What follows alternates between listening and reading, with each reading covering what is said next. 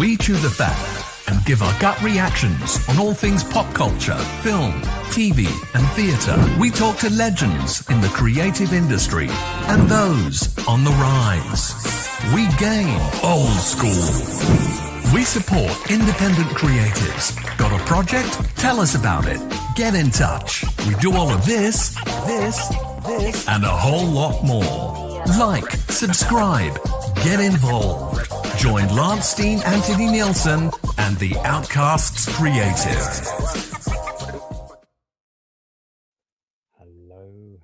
Hello.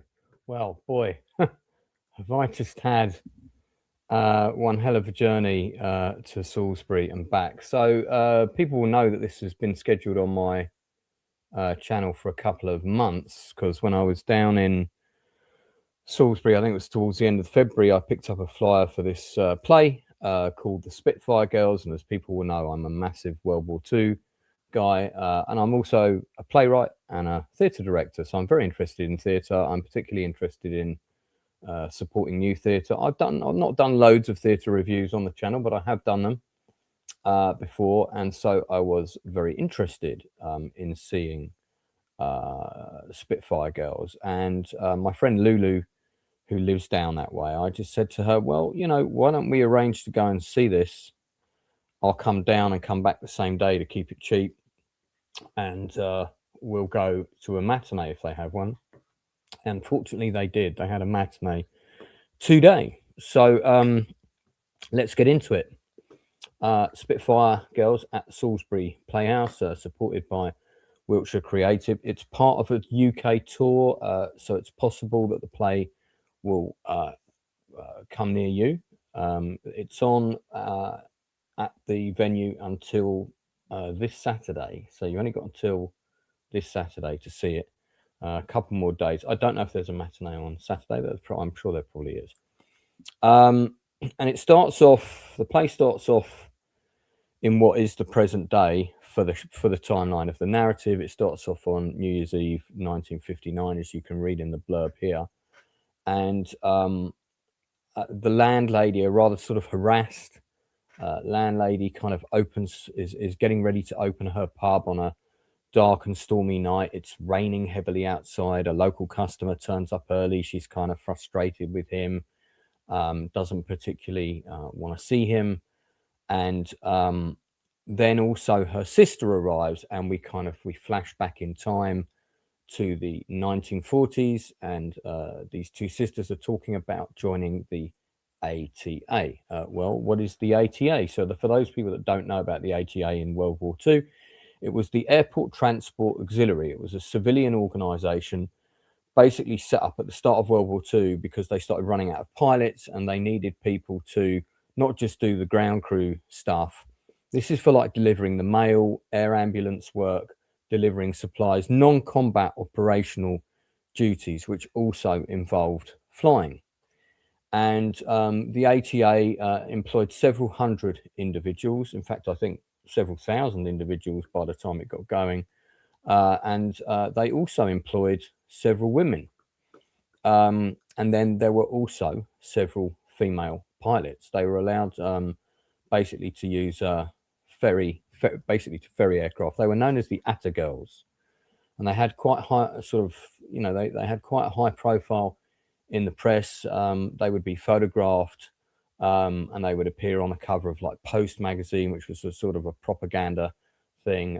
First Officer Maureen Dunlop was there's quite a famous cover girl photo of her posing next to an airplane. There's another famous picture of Diana Walker climbing into the cockpit of a Spitfire. And our two characters in the play, who I think we have to say that they're fictional but loosely based on these people, are two sisters who sign up for the ATA. And the narrative follows, it's a 2-act play, and the narrative follows their journey from sort of joining up early, a bit of training, talking about how they're treated by the men and such. We don't actually see a lot of that going on, and it's mainly about the relationship between the two sisters. And then there's also a love triangle, and I don't want to get into too many spoilers, because if I do, it will completely ruin the play. But they both love the same pilot. but the younger sister is totally besotted with this pilot. The older sister, who's much more reserved and as a reserved character, sort of loves him from afar, but doesn't do anything about it because she doesn't want to hurt the younger sister's feelings. And that's all I'm going to tell you about that sort of love triangle. It's a perfectly plausible love triangle. So that's the premise of the play. And as I said, the play is set in the two timelines. It's set predominantly in 1943 to 1944, and 1959 going into 1960. It's a five-hander, five people in the cast. I'm going to talk about the cast. I'm going to talk about everything actually, but I won't. I'm going to try and avoid spoilers. So this is going to be a reasonably spoiler-free review. There will be a couple of things I will mention, but I don't think it'll spoil the plot. First of all, I'm going to talk about Salisbury Playhouse. I've never been to Salisbury Playhouse before, although I've been to many regional theatres like it. It seats roughly about 400. I'm going to say it, I guess. It's a kind of rake. It's very similar in design to the Olivier in the National. Not quite as grand, not quite as flash, but very nice. Really good sight lines with the seating. Now, here's a funny thing. My friend Lulu, who booked the tickets for us months ago, she got it in her head when she booked them that row Q, she looked at the map and she thought that was the front. And I need to be at the front because of my eyesight, especially if it's a talking narrative and especially if I'm going to review the play. She accidentally booked us in the back row. And I didn't have the right glasses for being that far away. Fortunately, we spoke to one of the ushers who spoke to the theatre on duty manager. And I don't know the lady's name, but she was incredibly helpful and very sympathetic. And she got us some great seats on the end of an aisle, presumably for some seats for people that didn't turn up just before the show started. And we were about 5 seats back from the front, and that was great. So thank you very much, Salisbury Playhouse and your management, for sorting out my friend's accidental Oriental issues with the theatre. So we had a great view. The set was very simple. It was a raised stanchion with a huge RAF target painted on it, kind of hexagonal shaped, and various bits of scenery were brought on and off by the cast. The cast pretty much, I think, assisted by maybe one stagehand who was probably also an understudy, kind of assisted the bringing on and the bringing off of the various kind of props and furniture and so on. So, like I said, the play starts in the present day, which in the case of the play is 1959. It then flashes back to the 1940s, and we follow the journey and the rivalry to some extent of these two sisters who join up this civilian arm of the RAF, effectively the ATA, where they're also serving under a female officer. There's an actress who plays her, and she plays a number of other roles. And we follow them through their trials and tribulations, and then we flash back to the present day, I think about 2 or 3 times in the play overall. Okay. 5 actors. I'll go through the cast. And you have the 2 actors playing the 2 sisters, and then everybody else plays a multitude of roles in the show. Okay. But it's predominantly, it's a 5-hander essentially. So the cast for the show, well, let me talk about the I'm not familiar with the writer. I don't think I've seen anything else that they've done, and I wasn't familiar with any of the actors, and I'm pretty good with my actors. I make a point of following people who are not particularly big in their career. I follow lots of character actors. I'm always very interested, but I hadn't really seen anything that these actors had done before. So these are the various cast members scrolling through your screen now. Let me just get my cast list up because I had it, but I seem to have lost it. Very good, Lance. You're so organised, aren't you? After the train trip I had, which I'll get into in a minute.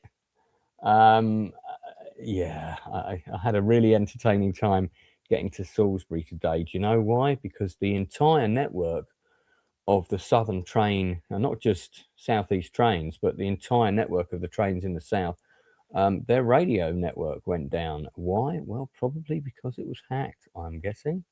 It was, but it was, yeah, that was pretty bad.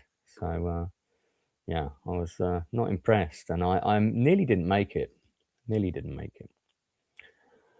Okay, so you've got 5 principals. You have the character of the girl's father, who in this production I believe was played by Jack Holland. You have the love interest is the character of Tom, who's a fighter pilot, who also doubles up as the character of Jimmy. I've got a lot to say about the character of Jimmy. I'm going to come back to him. He's played by actor Paul Brown. You have the girls' CO, their commanding officer, and then also a fellow female pilot called Joy. And both of those roles are played with lovely contrast by Kirsty Cox. You have the younger sister, who is called Dottie, who is played by Hannah Morrison. And then you have the older sister, who is Brett, who is it's double cast, and she's played by Catherine Senior and Katarina Brown. Now, I'm not sure who we saw on this production, I will be honest, and I forgot to check, so I'm not going to pretend that I know, because I don't. But that's the cast. Let's talk about the play first of all before I get onto the acting. The play itself, it's a mixed bag. I thought the first half had quite a lot of issues, and the first half of the play for me felt very underdeveloped. I thought I was watching a play that was still being workshopped. The male characters, and it's a female-led narrative, so I'm totally conscious of that, and that was the goal. The male characters are extremely one-dimensional. You've got a slightly flirty guy who is also the love interest. We don't really find out anything else about him, how he came to be in the UK, if he was born here, or if he was an immigrant officer. We don't find anything about his background.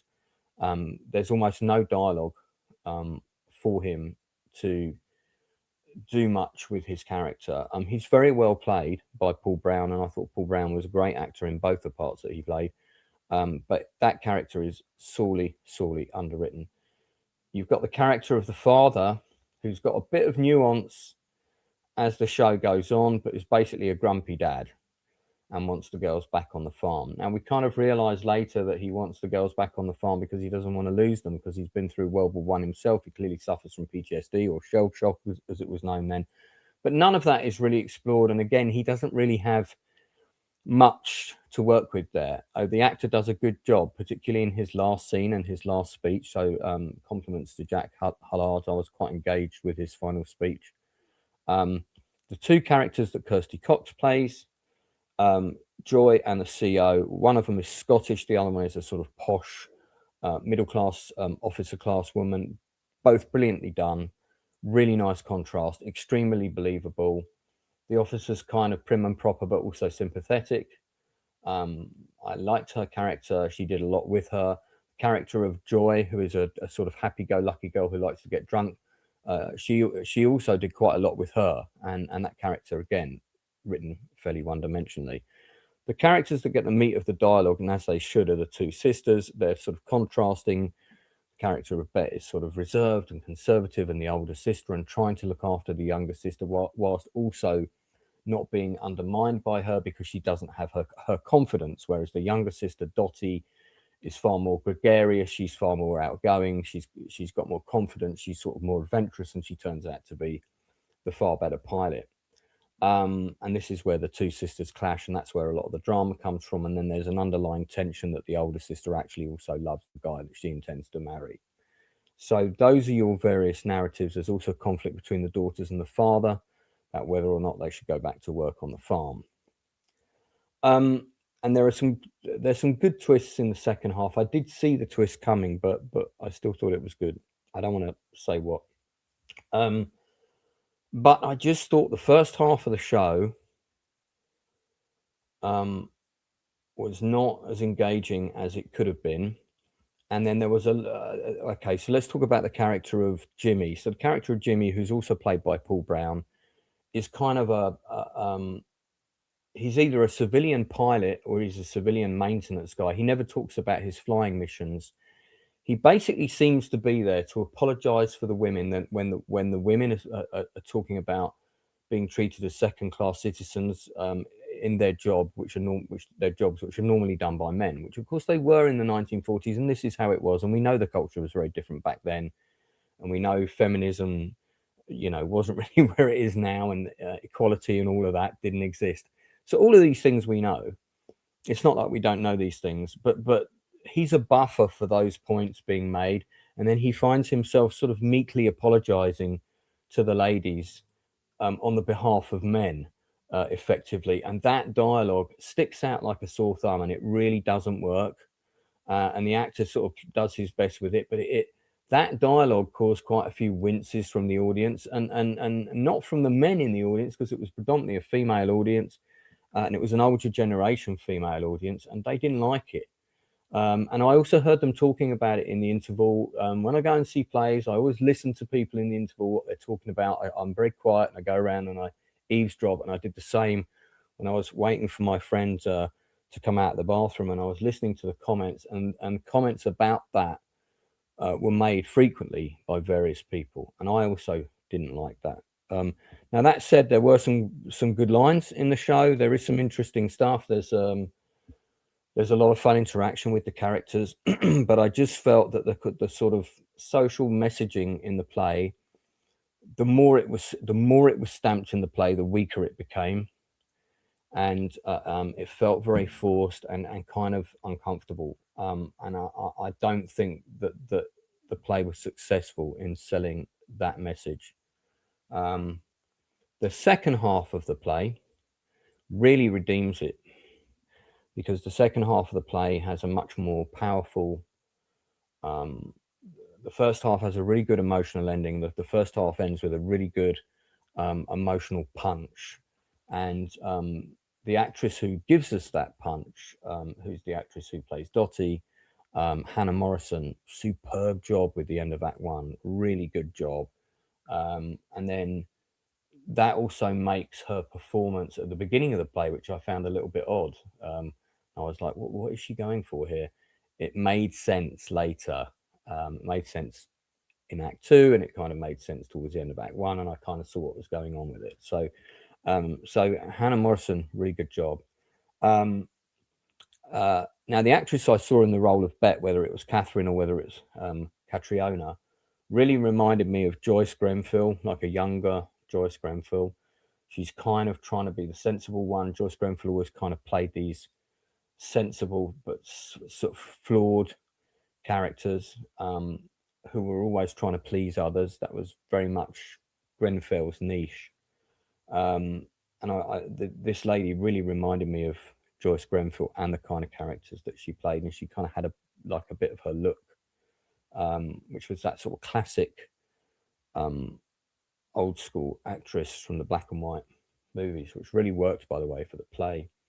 The dynamic between the sisters was good, but I felt it could have been stronger in places. I think I don't think it was well served by the script sometimes.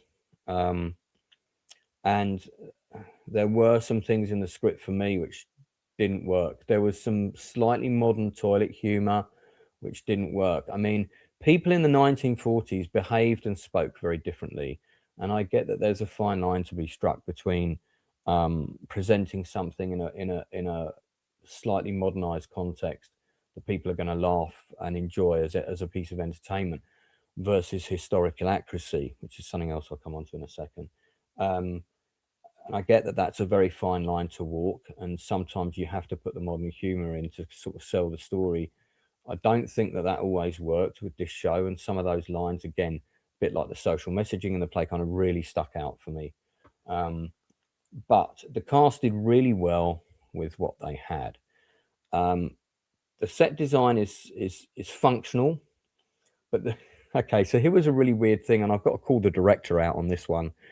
So there's a sound effect for a door that opens and closes to the pub, but the actors are not acting as though they're opening or closing the door.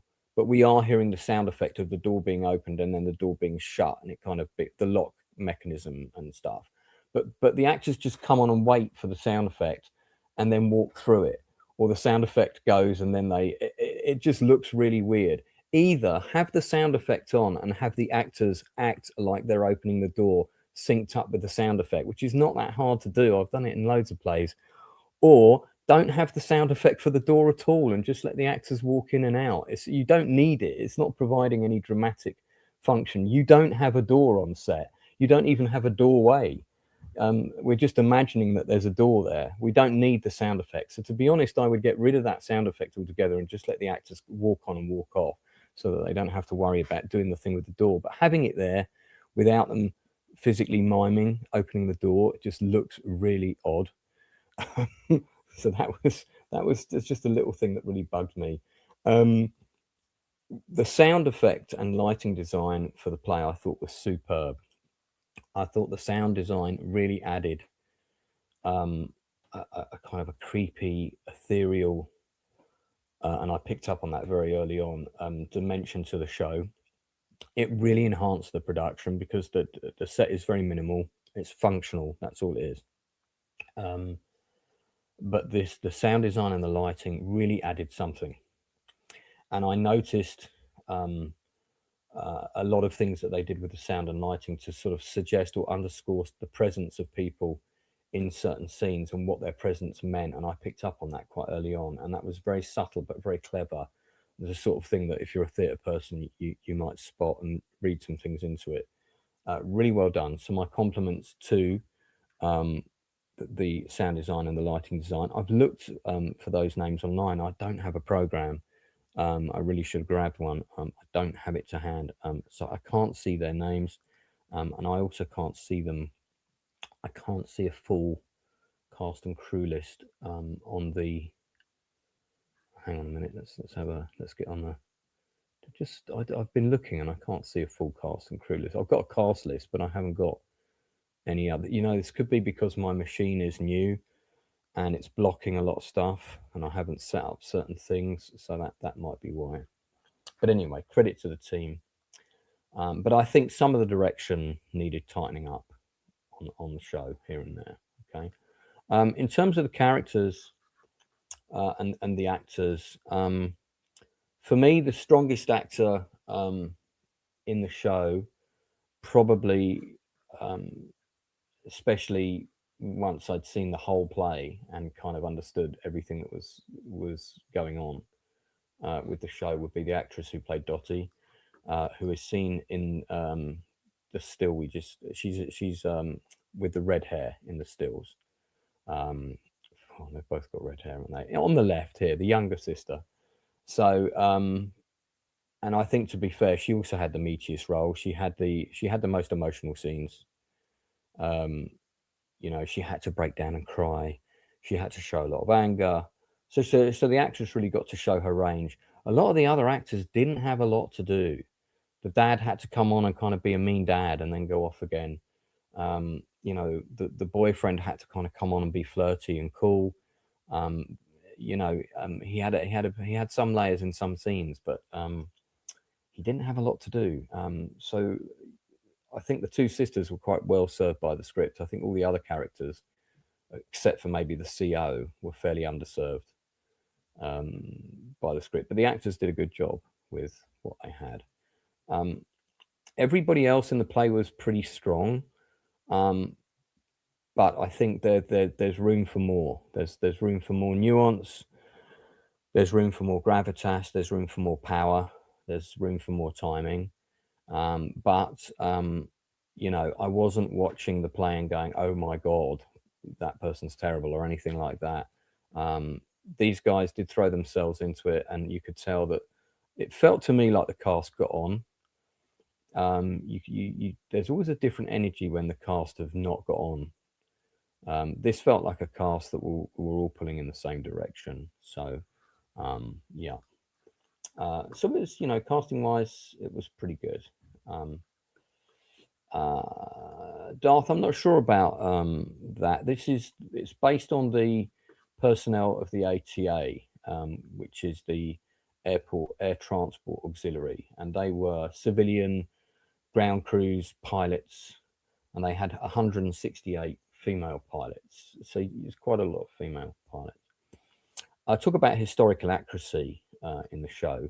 So there was only one thing that I picked up on um, that I wasn't sure was correct, and I have checked it since I got home. But in terms of accuracy, it's pretty accurate. First of all, okay, you've got a West Indian character in the show who's also a fighter pilot with RAF Fighter Command. Anybody who thinks we didn't have any West Indian pilots, we did. We had a couple of hundred from the colonies, both in bomber crews and also in our fighter pilots. They weren't all grouped together like the Tuskegee Airmen in the American unit. The British fighter pilots, or the colonial fighter pilots that came from British colonies, they were spread out throughout different units. They weren't all lumped together because of their race. We didn't do that in the British Armed Forces, thank God. So they were fighting under different units. There was mention of one of them being part of a crew of a B-17, and I actually thought that was wrong, because I thought we only had American crews on B-17s. That's actually true. British crews did also train in B-17s, especially early on in the war, and there were also British crews in B-17s towards the end of the war. I didn't know that, so I learned something today from the show, because I thought B-17s were strictly American crews, and whilst that's the majority of them, they were in B-17s. There's also a mention of one of the fighter pilots taking part in the Battle of Nijmegen. That is also true, and a West Indian fighter pilot actually was killed during the Battle of Nijmegen. James Joseph Hyde from Trinidad, he was killed on the 25th of September while providing aerial cover for the Battle of Arnhem, and his Spitfire was shot in combat near Elst, just downstream from Nijmegen. So I believe that incident is mentioned in the show. I don't want to explain anymore. And he's buried in John Cabot's military cemetery, and I have been there. Also, anyone who knows me well will know that I'm an expert on Operation Market Garden. I've got every book and board game ever made on the subject. I've also got my own model of Arnhem Bridge. So as soon as they mentioned Battle of Nijmegen, I was like, "Oh, hello! I need to check on that." So yeah, yes, that's correct, Darth. There you go. WASPs, women Air Force Service pilots. Yeah, okay, there you go. So I got it. But the ATA, yeah, they were known as ATAs in the UK. The show is quite tightly done. The pacing in the second half is really fast. The pacing in the first half is a bit so-so. I think the first half could probably do with losing about 5 minutes. And the opening sequence feels a bit long and convoluted. I had a really big question about Act 1, which was totally answered in Act 2, so I'm not going to get into that. But yeah, so on the whole, I enjoyed the show. Some good performances, some really good lighting design, an interesting topic that I didn't know a lot about. I didn't know a lot about the ATA. I didn't know that it existed. I didn't know that we had female pilots. I didn't know that they got to fly Spitfires, hence the title Spitfire Girls. But a number of them did, and they would even fly the new models and stuff like that. I don't know whether they were using them to test them out surreptitiously or what was going on there, but they did get to fly them, hence the title. When we came to see this play, because there was a Spitfire factory up the road in Salisbury, we actually thought that this was probably about that, and it was going to be a play about two girls that had a connection to the factory and maybe were involved in the building of Spitfires. I didn't realise it was going to be about women who'd actually flown in them, not in combat operations, obviously, but during World War II. So I was quite pleasantly surprised about that. And I liked the way they did the flying sequences. I didn't like the ballet sequence.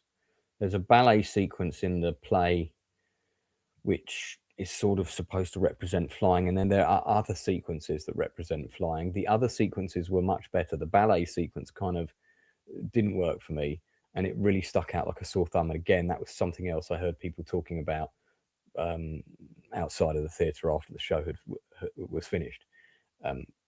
My friend who came to see it wasn't massively keen on that either.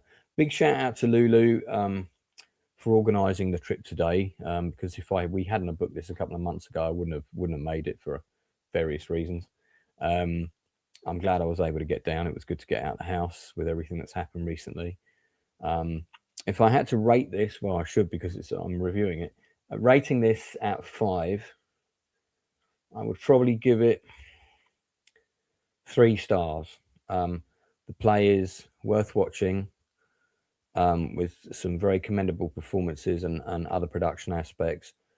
I feel that the play needs a bit more work. I feel that the writing and the dialogue could be improved. Some of the humour feels too modern, and some of the messaging is too on the nose. You don't need it. There are subtler ways to talk about how the women were being treated like shit, even though they were doing the same risky jobs as men, without saying it out loud with a megaphone and then making the male in that scene the brunt of the humor.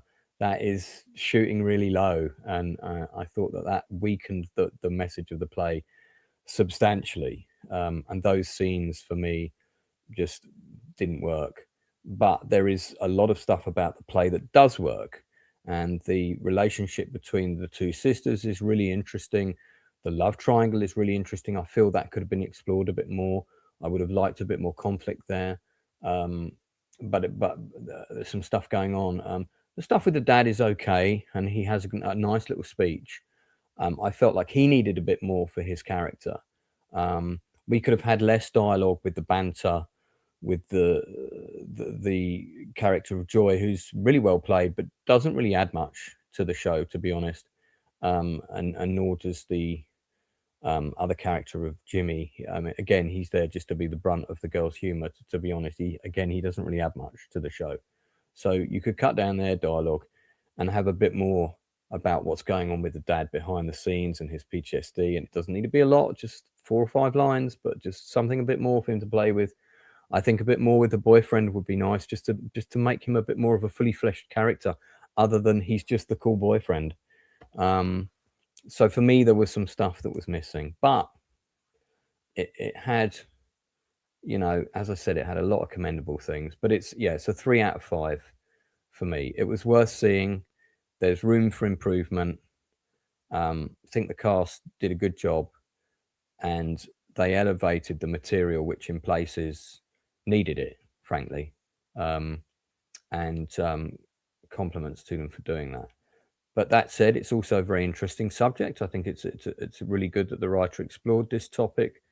It's certainly a subject that's worthy of a play about it, and I hope the play does really well. It may well be going through an organic kind of work in progress process. That's often what happens when plays tour regional theatres. They kind of work on it, they shape it as they go. We were rewriting lines of 7 Magnificent Egos and cutting things, and I was changing things and tweaking things, into the 3rd or 4th performance, and we only had a week. This is all very common in the early development of a show, and I don't know how early we are in the journey of this piece, but that may be what's still going on here. So I'm going to be back on